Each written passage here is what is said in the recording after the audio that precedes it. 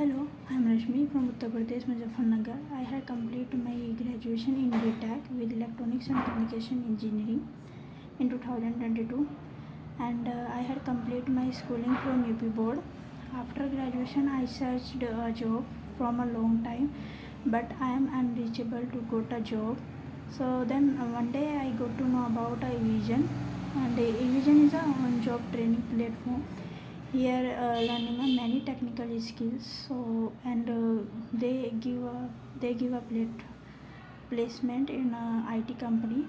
So then I join a Evision, and here I learning many technical skills like Windows administrations, Linux administration, networking, ITIL, CCNA, and now today I got a placed in CMS IT service with 3 LPA package.